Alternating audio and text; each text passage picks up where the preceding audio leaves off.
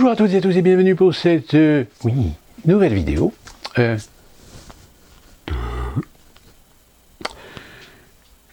Ces images, vous les avez peut-être vues. Et si vous ne les avez pas vues, c'est qu'il y a peut-être aussi une raison sur le fait que depuis maintenant quelques heures, sur Twitter et sur certains réseaux sociaux, les gens qui ont fait des liens, c'est-à-dire qui n'ont pas copié la vidéo pour ensuite la remettre sur un post, que ce soit sur Twitter ou sur un réseau social, cette vidéo a disparu. Et elle est disparue, pourquoi? Parce que vous en rendez compte par vous-même. Là, Macron, finale de la Coupe du Monde, l'Argentine gagne, et Macron descend sur le terrain pour réconforter les joueurs. Enfin, réconforter les joueurs, plutôt un joueur, Mbappé. Sauf que la scène, et là on ne va pas faire de polémique sur peut-être qu'on surjoue, on surestime l'intention, parce qu'en matière de surestimation, là on est véritablement sur le surjeu. On le voit bien, Mbappé, il est déçu. Il est réconforté par, alors je pense que c'est le goal de l'équipe de France, et à qui il donne un signe d'affection. Ce signe d'affection, il le reçoit et le donne également aux joueurs. Sauf que tout d'un coup, rentre dans cet instant Macron. Et là, Macron nous fait son jeu. Il nous fait son numéro. Et on le voit Mbappé, il est conscient que là, il a à côté de lui le président de la République. Et que ce président de la République, il ne peut pas lui dire, écoute, Coco, là, tu peux me lâcher 2 minutes, parce que, voilà, faut que j'accuse le coup. Parce qu'en effet, dans les images, on le voit bien. On ne va pas, évidemment, faire en sorte de dire que peut-être c'est exactement ce qu'il pense, mais, je veux dire, on sent bien quand même. On sent bien que Mbappé, là, il dit, s'il te plaît, tu peux me laisser 2 minutes, là. Et à un moment, Mbappé, on le voit, il se met sur ses genoux, et il dit 2-3 mots, mais 2-3 mots certainement de politesse au président. Sauf que Macron, toujours pas compris. Et il le prend. Et vas-y la tête, vas-y que je te donne des tapes, des caresses, c'est bien mon toutou, etc., etc. Alors oui, en effet, peut-être que certains, pour eux, c'est normal. Et d'ailleurs, la preuve en est, c'est que sur les réseaux sociaux, à partir du moment où la vidéo a commencé à tourner, et très clairement avec un malaise, parce que ce n'est pas le comportement d'un président de la République, même si c'est celui de la France. À la rigueur, je veux dire, l'entraîneur ou le président de la Fédération française de football, à la rigueur, je veux bien, mais le président de la République, là on est clairement dans un coup de com'. On est clairement dans de l'image. Et donc sur les réseaux sociaux, il y en a qui vous expliquent, oui mais c'est normal, voilà, il est humain, donc il essaie de réconforter, pourquoi critiquer un président qui pour une fois exprime ses émotions, etc. Oui, ça aussi. Je veux dire, le mec il est dans la tribune officielle, il est entouré quand même d'un sacré staff. Et le mec il s'emporte. C'est la première fois qu'on voit un président de la République qui se laisse submerger par une émotion à ce point. D'ailleurs, on voit bien les regards de ceux qui sont à côté de lui. Ils se disent, mais il a fumé ou quoi? Il a sniffé. Et puis il y a ces images où ça fait la fiesta. Il se met en scène. Le mec, il se met en scène, sauf que tellement il est à fond dans cette mise en scène qu'à un moment donné, il ne se rend pas compte qu'il est ridicule, que ça ne marche pas, que c'est forcé.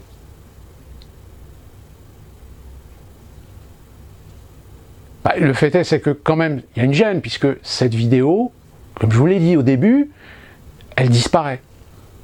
C'est-à-dire qu'il y a des jeux de droit, etc. Là même, Peut-être que moi, je vais peut-être réussir à vous la montrer ici en déformant un petit peu. J'espère que ça va passer. J'espère que l'algorithme YouTube ne va pas le détecter. Parce que là, on sent qu'il y a une volonté de faire disparaître cette vidéo au plus grand nombre. Elle ne disparaît pas, elle est toujours disponible, mais plus il y a une restriction sur son accès. Si vous n'avez pas les bonnes adresses, les bons comptes, etc. pour la voir, ben vous n'allez pas la voir. C'est grave. Alors on sait que beaucoup d'entre nous, on n'est pas dupes sur l'individu, sur sa personnalité, sur ses ambiguïtés. Mais nous sommes rares. Ou peut-être que nous ne sommes pas forcément rares, mais force est de constater qu'on a quand même des signes. L'un des signes qui est souvent récurrent d'ailleurs concernant les antagonistes à Macron, c'est que de temps en temps, il a le regard de quelqu'un qui ne mange pas que des radis, ou qui ne sniffe pas que du Vicks. Si ma mémoire est bonne, c'est ce fameux médicament. Donc, encore une fois, certains vous diront, mais de toute façon, il a été élu démocratiquement. Ah oui, démocratiquement, bien sûr. C'est un débat que malheureusement beaucoup de gens ne veulent plus avoir. Parce qu'il y a certaines vérités et certains faits qui vont à l'encontre de ce que eux croient encore.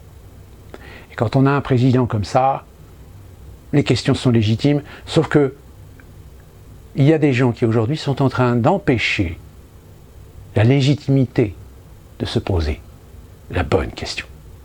Et enfin, je vais revenir sur cette affaire de Fast and Furious. Si vous n'avez pas vu la vidéo, je vous la mets là si j'arrive à la retrouver.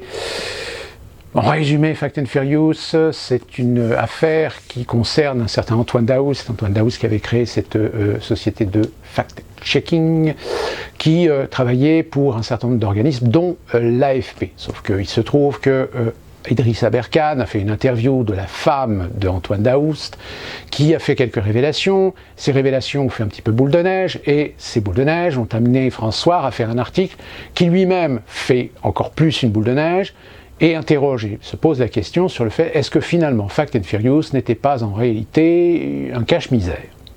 Cache-misère, c'est-à-dire qu'en réalité Antoine Daoust, quand on regardait d'ailleurs les statuts sur Internet de cette société, on se rendait compte qu'il n'y avait absolument aucun employé, qu'il était le seul seul patron, seul dirigeant de cette société, une société avec un statut plus ou moins subventionné.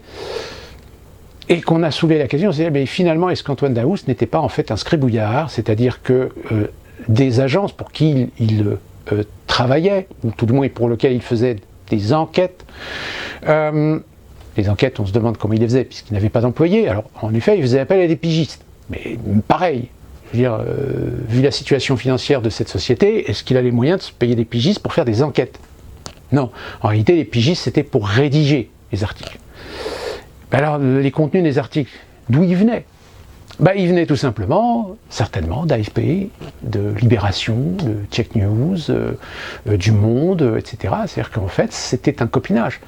C'est, en réalité, l'affaire de Fast and Furious, dont on n'entend plus parler d'ailleurs,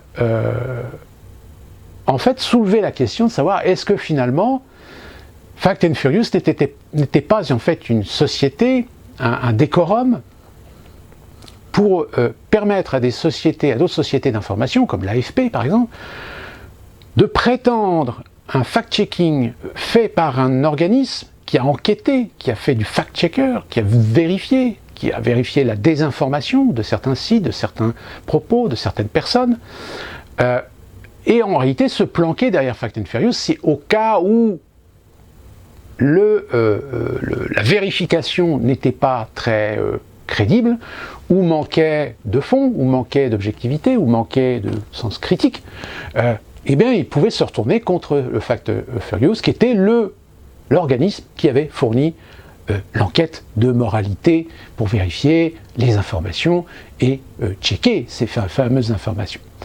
sur lesquels, après, AFP, Le Monde, Libération, etc., faisaient leurs articles en faisant de la référence, en disant cette information a été vérifiée par Fact and Checking, par Fact and Furious, pardon. Sauf qu'évidemment, ça a réveillé pas mal de gens, comme Reichstag, comme Pain, Garcia, et évidemment Monsieur Thomas Durand. Parce qu'évidemment, là, ça soulève une question. Alors, on ne dit pas que c'est exactement ce qui est la réalité de Fact and Furious. Le problème, c'est qu'aujourd'hui, Fact and Furious, il y a quand même un mystère, c'est qu'Antoine Daoust, début novembre, sous le prétexte de subir des pressions, des harcèlements, etc., a tout clôturé. Il a clôturé tous ses comptes de réseaux sociaux, il a clôturé son site internet. Et à l'heure actuelle, au moment où je vous parle, on ne connaît pas le statut de sa société. Est-ce qu'elle est toujours active ou est-ce qu'elle a été liquidée? Étrange. Si vous subissez des pressions, si vous subissez du harcèlement, dans ce cas-là, vous faites comme tout le monde, vous faites comme Thomas Durand, vous portez plainte. Sauf que malheureusement, il y a aussi un contexte conjugal qui n'arrangeait pas les choses. Donc voilà un peu, en gros, en résumé, cette affaire Fact and Furious. Sauf que, plus particulièrement Thomas Durand, qui s'est tout un coup évertué à dénoncer ou à débunker les attaques de François. Check News de Libération a fait son article. Souvenez-vous, je vous ai donné cet article en 2 poids 2 mesures pour donner de la contradiction. Et on a appris que Thomas Durand, d'ailleurs, qui, je vous le rappelle, fait une fixation contre Idrissa Berkane, on se demande pourquoi, a décidé de porter plainte contre 2 autres personnes et Idrissa Berkane. Et qui a fait une cagnotte. Parce que, comme je vous l'ai dit, Thomas Durand, c'est un site internet qui a 288 000 abonnés, donc forcément il est monétisé, qu'il a également ses livres sur lesquels il doit certainement toucher des droits d'auteur, qu'il a en plus sa société dont il est le fondateur, mais dont on ne sait pas s'il a d'autres fonctions au sein de cette organisation, même organisation qui va cofinancer d'ailleurs ses frais judiciaires. Alors au moment où je vous parle, il en est à 104 000 € de dons en une semaine. Un peu plus d'une semaine ou un peu moins d'une semaine, je ne sais plus. Tout ça pour attaquer Idrissa Berkane. Sauf qu'évidemment, cette affaire, il va y avoir aussi Conspiracy Watch. Conspiracy Watch qui est à peu près la même chose, c'est un organisme dont on ne sait pas trop comment ça fonctionne, on ne sait pas s'ils font leurs propres enquêtes, ou est-ce qu'en réalité, peut-être que comme Fact and Furious, ils reçoivent des informations de sites ou d'organismes de presse qui leur fournissent quoi dire, quoi mettre, quoi apporter comme preuve dans un discours, dans un narratif, sous une pseudo-enquête effectuée pour débunker ou lutter contre la désinformation. Donc tout ce petit monde, évidemment, ça secoue un petit peu la queue, dans tous les sens. Sauf que, évidemment, cette affaire, elle remet en question la crédibilité et l'éthique de ces organismes. Même si avant cela, on savait que dans certains sujets, etc., on sentait bien qu'il y avait une motivation, une ambition à essayer de cadrer l'opinion pour que cette opinion soit servie d'un argument, d'un débunkage, d'une vérification, mais une vérification parfois qui était très engagée, qui était très ciblée, qui était dans une promotion idéologique, et non pas dans un véritable fact-checking qui doit pouvoir prendre aussi les tenants et les aboutissants, et savoir aussi jouer d'arguments, de contre-arguments, etc., de remettre de la perspective. Et d'ailleurs, ces fameux sites de débunkage, très souvent, décontextualisent les situations et ne remettent pas les choses dans un certain contexte pour que le spectateur dise oui, en effet, peut-être qu'il y a une approximation, peut-être qu'il y a une interprétation, mais que les faits, en revanche, méritent l'attention de l'opinion.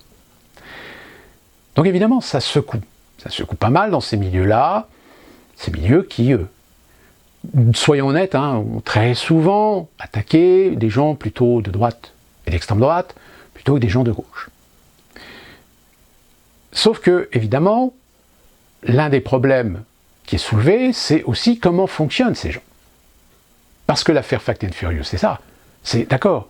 Ces organismes veulent faire du débunkage, veulent vérifier l'information. Mais comment ils fonctionnent? Quelle est leur structure, leur organisation, leur logistique? Qui travaille? Quel statut de la société? Combien il y a d'employés?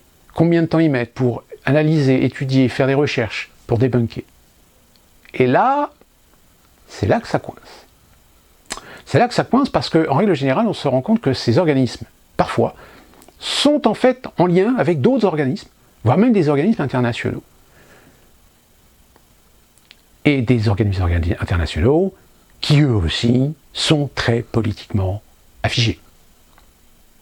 Et force est de constater que la Covid-19 a été un terrain magnifique pour se voir révéler les liens de cause à effet de certains organismes à essayer de vous vendre une version officielle. Sauf que là, à force de planquer sous le tapis la contradiction, eh bien malheureusement, force est de constater qu'Idriss Aberkane et François ont commencé à soulever le tapis. Et ça, évidemment, ça ne leur plaît absolument pas. Donc ça, là, actuellement, c'est en train de remuer la queue un petit peu partout. C'est en train d'attaquer, ça envoie des petits soldats, et même, je dirais, pour tout ce qui est francophone, on se rend compte que sur les réseaux sociaux, il y a beaucoup de bots, il y a beaucoup d'algorithmes qui sont en train de rentrer dans les conversations pour soit imposer une idée, ou soit faire culpabiliser les gens qui lisent, en disant non, attention, ce qu'il dit là, c'est faux, c'est pas argumenté, c'est pas prouvé, machin, etc. Alors que quand tu mets évidemment des choses factuelles, pas évidemment, là tout de suite on a l'étiquette fasciste, extrême droite, etc. Coup classique. On l'a vu avec les événements qui se sont produits à Paris lors des victoires de certaines équipes et qui remettaient en question le problème de ce choix de nationalité ou de préférence par rapport à certains individus, qu'ils soient d'origine étrangère ou qu'ils soient avec double nationalité ou nationalité française. C'est une question. C'est une question légitime. Parce que le brassage culturel est une chose, sauf que le jour où vous vous fâchez avec le pays dont vous avez des ressortissants, dont vous avez des gens de votre nationalité, mais qui ont des origines et des racines de ce pays, on fait quoi? On ferme les yeux? C'est souvent d'ailleurs ce qui a été soulevé dans certains débats. D'ailleurs, il y a actuellement un débat qui a eu lieu entre Michel Onfray et Michel Houellebecq, et qui, pareil, certains propos de Houellebecq sont en train de faire remuer la queue aux bien-pensants. Parce que tout d'un coup, Houellebecq met des choses sur la table, met des questions sur la table, que des gens bien-pensants ne veulent pas que l'opinion prenne conscience. Mais on y reviendra parce que c'est quelque chose de très intéressant. Très intéressant parce que, même sur les réseaux sociaux, tout d'un coup, on a eu une véhémence contre Houellebecq. Parce que Houellebecq, je rappelle, qui avait écrit son fameux livre, Soumission, avec une histoire fictive où la France devenait une république, ou devenait une république islamique, je crois, c'était une fiction, mais une fiction mettant en évidence la potentialité d'évolution de la société française comme des sociétés européennes en général.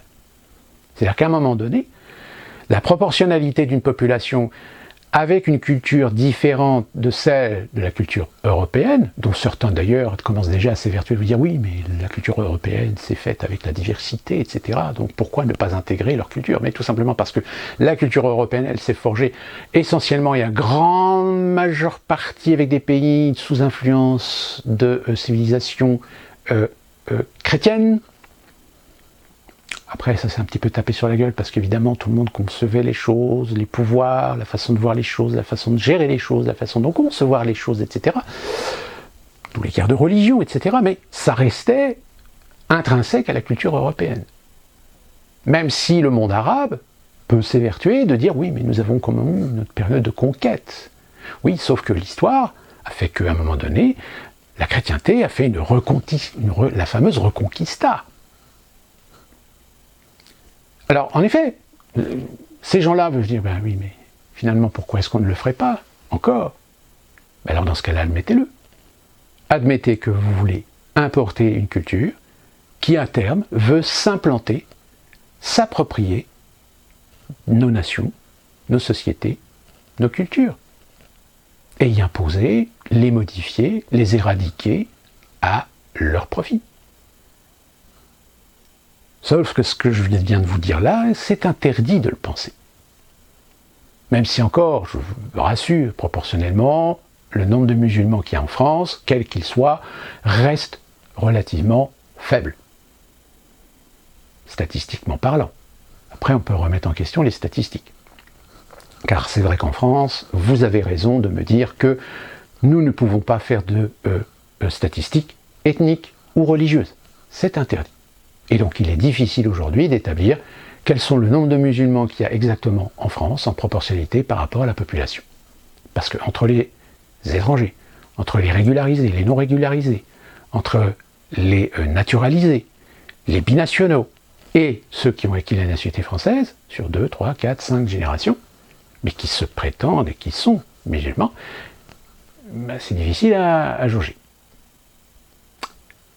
Donc, cette affaire, aujourd'hui, montre bien que commence à remonter à la surface des questions, auxquelles certains ont des affirmations, auxquelles d'autres ont certaines réponses, des réponses modérées, des réponses radicales, des réponses politiques, des réponses idéologiques. Sauf que vous êtes des gens qui vivaient dans vos environnements. Et dans vos environnements, selon où vous êtes, vous observez. Vous observez quoi? Vous observez que si vous avez 30, 40, 50 ans, il y a bien quelque chose qui a changé. Il y a bien des phénomènes qui sont en train de se développer. Et qui ne sont pas des phénomènes positifs. Au contraire, qui vous inquiètent. Qui vous inquiètent parce que, à un moment donné, vous sentez bien que ça va clasher. Non seulement ça va clasher, pourquoi? Parce que, on le sait, il y a aussi des importations de conflits interethniques, intercommunautaires, interreligieux, voire même tribaux. Alors, quand vous avez des fact-checkers qui, sur des problèmes de sécurité, sur des problèmes de société, sur des problèmes quotidiens, auxquels certains Français sont confrontés, et qui mettent dessus la couverture de la bien-pensance, de l'humanisme, du droit de l'hommisme, de cette société multiculturelle, de la volonté d'imposer la diversité. Il y a un moment donné où ça coince. Ça coince dans les loisirs. Parce que la télévision, parce que le cinéma, tout d'un coup, on voit des films, mais des films qui ne sont pas faits comme avant. Parce qu'il faut imposer la diversité. Que finalement, on a même aujourd'hui des gens qui s'autorisent à reprendre des classiques et à les transformer à leur mouture en vous disant « oui, mais attention, c'est une adaptation libre ». Ben oui, mais une adaptation libre pour en réalité vendre la diversité. Nous avons prochainement l'arrivée de la petite sirène en version live. La petite sirène, qui à l'origine est blanche, devient noire. Nous avons de plus en plus de films, de séries qui aujourd'hui vous imposent des personnages de la diversité. Vous imposent des personnages féministes. Vous imposent des personnages LGBT. Sauf que le problème, c'est que ça ne fonctionne pas. Et quand ça ne fonctionne pas, c'est parce que les gens sont racistes.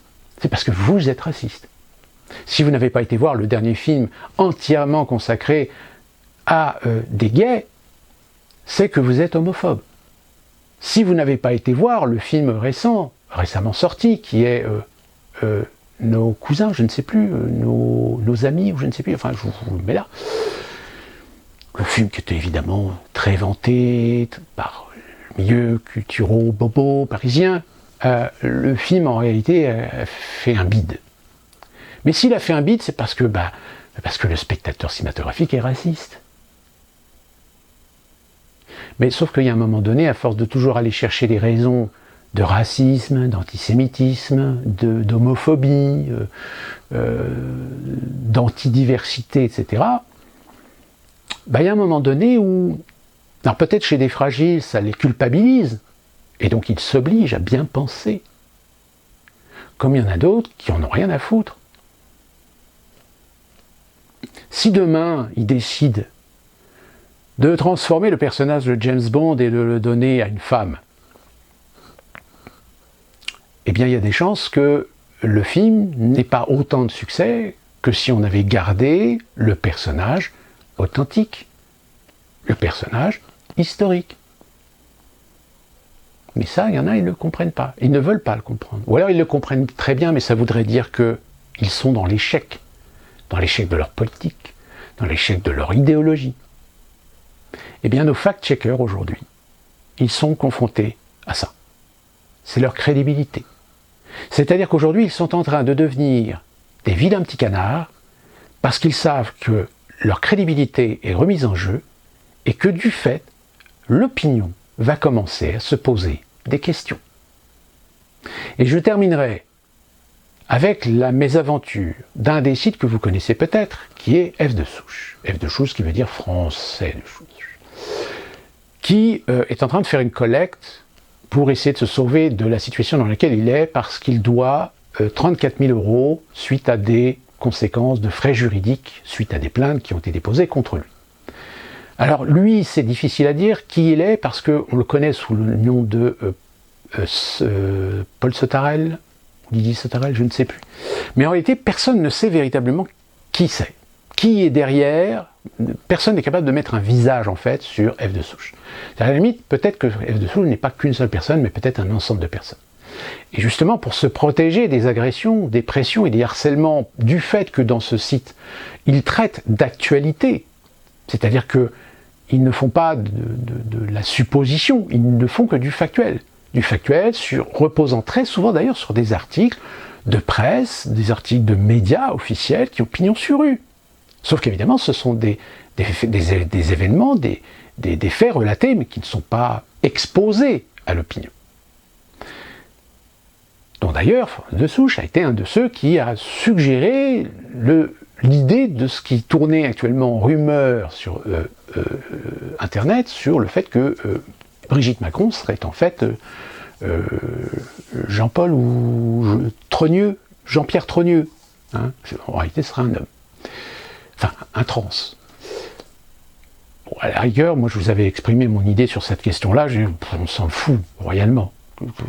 Que Brigitte Macron soit un trans, et alors? Est-ce que ça donne la qualité de la personne? Non. Mais c'est juste évidemment un outil qui peut servir à des gens pour attaquer Macron indirectement sur le fait que, vous comprenez, moralement, éthiquement, c'est pas bien. Mais à la rigueur, on s'en fout. Mais c'est un sujet qui a fait l'actualité. Or, il y a des gens qui ont voulu absolument faire taire. Et le fait de vouloir faire taire, en partie F de souche et d'autres, sur ce sujet, cette véhémence qu'ils ont eue de faire taire cette rumeur, a alimenté encore plus la rumeur. Oui, c'est ce qu'on appelle ce fameux effet Streisand. Et donc France de souche, suite à des plaintes, alors F de souche, donc France de souche ou F de souche comme vous voulez, a souvent exposé aussi les problématiques et les ambiguïtés des organismes ou associations musulmanes islamiques. Et évidemment, ça a dérangé pas mal de monde. Et il y a eu des attaques. Il y a eu des plaintes déposées contre F de souche. Sauf que F de souche, la force, il y a un moment donné où il ne roule pas sur l'or. En plus, c'est un site qui évidemment est estampillé, étiqueté d'extrême droite. Il est très difficile pour lui de pouvoir vivre avec la publicité. Donc si le 1er janvier, F de souche ne paye pas ses dettes, eh bien il pourrait disparaître.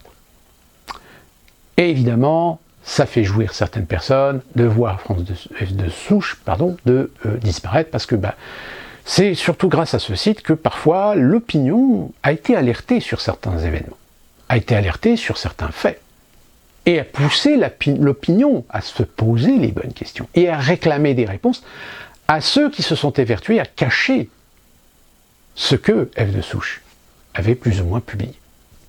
Alors attention, je ne renie pas le fait que F de souche est d'orientation de droite, conservatrice, populaire, extrême droite si vous voulez. Mais le fait est, c'est que la démocratie, quand on la respecte, eh bien, il faut savoir respecter aussi les antagonismes.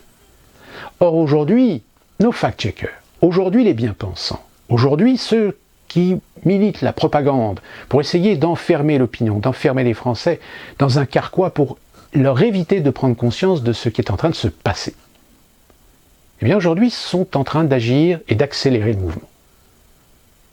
Et à force de tirer à boulet rouge sur des organismes qui sont leurs antagonistes, eh bien, en réalité, ils ne font que susciter l'interrogation. L'interrogation de l'opinion, l'interrogation des gens. Ils disent, mais pourquoi? C'est ça la démocratie, d'avoir uniquement qu'un seul son de cloche? Un son de cloche évidemment vertueux, qui s'auto-proclame vertueux. Donc les questions sont posées. Et affaire à suivre, parce que je pense que nous n'en sommes qu'au début. Alors peut-être qu'il va y avoir une trêve des confiseurs, avec Noël. Mais allez savoir. Allez comprendre.